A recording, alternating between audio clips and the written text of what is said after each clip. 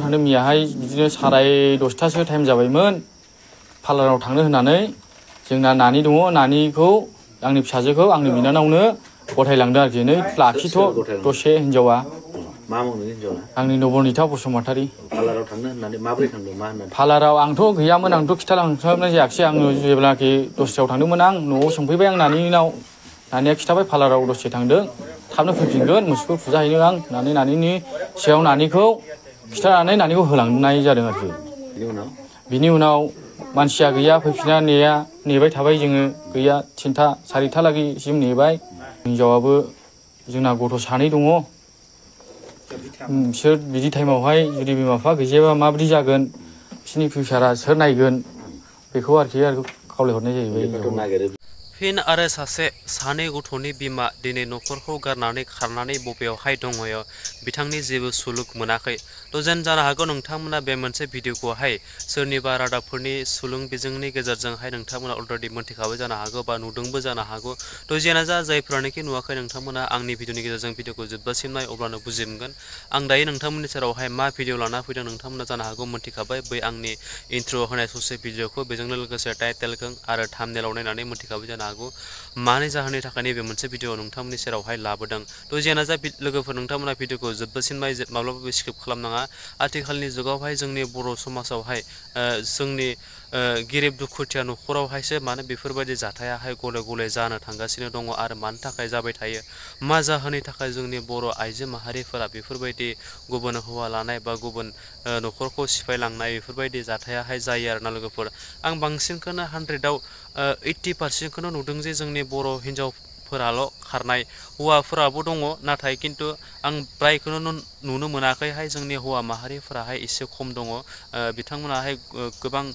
न'खरखौ गारनानै गुबुन जायगायाव थांनानै खस्थ' खामानि मावो गावनि बिसि फिसायखौहाय जाहोनो थाखाय लोंहोनो थाखाय लेखा फरायहोनो थाखाय आरोना लोगोफोर थ' जेना जा नोंथांमोनखौ आं बांद्राय गोबाव खालामब्लासो नैबे मोनसे भिडिअनि क्लिपखौ नायलांगोरो बिथांनि जिहेतु हासबेन्डआहाय मा बाथ्राखौ लानानै दिनै नोंथांमोननि सेरावहाय फंनैसो बाथ्राखौहाय शेयार खालामखो आरोना लोगोफोर नायलांदो भिडिअखौ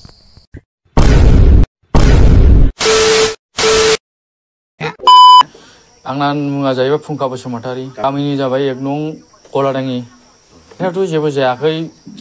जाथायाथ' जानानै थांनो मियाहाय बिदिनो 10:30 टाइम जाबायमोन पार्लाराव थांनो होननानै जोंना नानि दङ नानिखौ आंनि फिसाजोखौ आंनि बिनानावनो गथायलांदों आरोखि नै लाखिथ' दसे हिनजावा आंनि नबनिता बसुमतारी पार्लाराव आंथ' गैयामोन आंथ' खिथालांस्लाबनाय जायाखिसै आङो जेब्लाखि दस्रायाव थांदोंमोन आं न'आव सोंफैबाय आं नानिनाव नानिया खिथाबाय पार्लाराव दसे थांदों थाबनो फैफिनगोन मुसुगुर फुजा हैनो आं होननानै नानिनि सायाव नानिखौ खिथानानै नानिखौ होलांनाय जादों आरोखि बिनि उनाव मानसिया गैया फैफिना नेबाय थाबाय जोङो गैया 3टा 4टा लागैसिम नेबाय मानसिखौ दाना गैया खबर दाना ओरै आंबो बिमादै बिहाव जानाय ओरै खबर हरजोब्बाय ओरै जाथि बाहाय बागि खुरमा गासिबो खिथाहरजोबनाय जाबाय बेनोसै आरोखि खिथाहरनाय खबराथ' दासिमबो मोननाय जायाखै थानायावथ' एजार होबाय थानायावहाय होनायालाय आंनाथ' 2 गथ'फोर दं सासेया जाहैबाय 5 बोसोर सासेया जाहैबाय 1 बोसोर 4 मास दाबो गथ'आ बिमानि आहारखौनो दासिमबो नागाराखै गाबबाय थायो गथ'आ हरावहाय सानावथ' बिदि गेलेग्रा मानसिना गथ'फोर गेलेयो हराव जाहैबाय बिमा नांगौ गाबबाय थायो मा खावलायगोन रायजो राजाफोरखौ खावलायहरो आं मानो होनबा आंनि हिनजावखौ बहाबा नुफ्लांबायोबा नैबे आं कन्टेक्ट नाम्बार होनाय दङ बे कन्टेक्ट नाम्बारावहाय खिथाहरोबा आरोखि जोबोद गोजोननाय मोनगौमोन आं नोंनि हिनजावखौ मा खावलायगोन आंनि हिनजावखौथ' खावलायहरो आं हिनजावाबो जोंना गथ' 2 दङ बिसोर बिदि टाइमावहाय जुदि बिमा बिफा गैजायाबा माबायदि जागोन बिसोरनि फिउचारा सोर नायगोन बेखौ आरोखि खावलायहरनाय जाहैबाय उन्दैफ्राथ' नागिरो औ बे सैथो बाथ्रा दाबो उन्दै मानो होनबा बिसोर बुजिया सासेयाथ' दाबो जेबो आहा बिमानि आहारखौनो नागाराखै दाबो न'खरावथ' दावराव दावसि जेबो गैयामोन आंनि सन्देहआवहाय जाहैबाय मानो होनबा आंनि सन्देहआव माने थांनाय मानि दस्राफोर आरोखि बियो फेसबुक बायदिसिना माबायाव लोगो मोनलायनानै थांदों आरोखि खबर आरोखि बिदि आरोखि आंनि दाउट आरोखि थांनाय समावथ' बियो आं खोनानाय मोननायावहाय नानिनि माबानिफ्राय गस्ला सुरिदारल' गालांदों आरोखि ओमफ्राय फैसा दंमोन आंना 25,000 ओमफ्राय बेखौ लांफादों आरोखि ओमफ्राय गावनावहाय बेसेबां दं बेखौ आं मिथिला 3-4 हाजारसिम दंमोन गावनावहाय ओमफ्राय आंनि फैसाया 25,000 बेखौ लांफाजोबनाय जादों बियो आरोखि सिगां समावथ' आं बिदि खोनायामोन आरोखि नुवामोन आंनि मबाइल बेना मबाइल आलादा गैखाया आं निजोंनो सालायोमोन बिदिनो फेसबुक बायदिसिना सालायो आरोखि फन रायलाया माया आंबो नुयो फेसबुक बायदिसिना सालायनायखौ ओरैनो लाइक बायदिसिना खालामलायो आरोखि बिदिनोसै जाथायाथ' मैया फुङाव जानानै थांबाय मथा मथि 10थानि बा 10:30 गेजेराव आरो माने सोमोन्दोआवथ' आं बिहामजो जायो आंनिनो बिबनायनि हिनजाव नामा जाहैबाय नबनिता बसुमतारी गोनां आं एक्जेक्टलि मिन्थिया नामखौहाय बावबायबो आङो नबनिता बसुमतारीयानो जागोन मैया जायखिजाया 10था दिगि आरोखि मामायाथ' न'आव गैयामोन जाहैबाय गाव बायहेरायाव ओंखारो फुंबानो आरो बेलासियावसो हाबफैयो न'आवहाय बे बायहेरायाव ओंखारनाय टाइमावनो गावनिनो फिसा उन्दै दङ 2 फिसाबो दं बेहा सासेया जाहैबाय 5 बोसोरनि आरो सासेया जाहैबाय 1 बोसोर 4 मासनि आरो ओमफ्रायहाय आरो मामायहा सासे बिनानाव दङ दा बे बिनानावा उन्दुगासिनो दंमोन आरो न' सिङावहाय ओमफ्रायहाय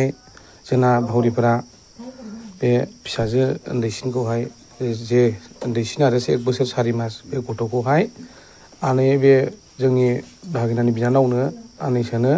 बिसिनायाव होनानै थांदों आरो बिसिनायाव गालांनानै थांदों दा दान फैगोन आंनानै आङो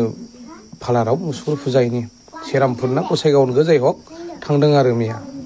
दा थांबाय थांनानैहाय फैया नेबाय थाबाय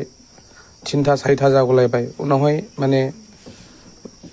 हठाथनो मा जाबाय आरोखि फिसाया मानो दासिमबो फैया दा नैबेयावनो दा नागिरबाबो गैया हजोंबो खबर लाहरबाय बिमा बिफानि न'आव जेरावबो आरोखि बिबथै बियादै बिमा बिफा गासिबो खबर लाजोबबाय गैया आरो दा आंनि सन्देहआथ' मा बुंनो दाथ' ससियेल मिडियायावहाय फेसबुक सालायनाय इउटुब सालायनाय बेफोरबायदि दिन दा सोरजोंबासो खारफालांदों नामा आंहा सन्देह दं आरो दा बेखौबो मिथिया हौवाया सोर दा खारफालांदोंहा आंहा बिराद 100%आव 99% सन्देह दं आरो मा खावलायगोन दा खावलायनाया बेनो बिहामजोखौहाय आङो माने फिसा उन्दै दं दिनै सासे 5 बोसोरनिल' आरो सासे 1 बोसोर 4 मासनि दासिमबो बिहामजोआ फैफिननांगौ माने गथ' गथायनि मोखां नायनानै फैफिननांगौ आरो रायजो राजाखौ बेखौनो खावलायगोन आङो माहायबाफोर नुफ्लांबायोबा बे मामायनि कन्टेक्ट नाम्बार होनाय दंखायो बेयाव माने बिहामजोखौहाय खिथाहरफिननांगौ आरो लाबोनानै रायजो राजाफोरा होफैफिननांगौ आरो बे ससियेल मिडियानि गेजेरजों नुबाय बायोबा दा माहायबा लामा सामा नुबाय बायोबा बेखौ हमनानै दोननांगौ आरो खिथाहरनांगौ आरोखि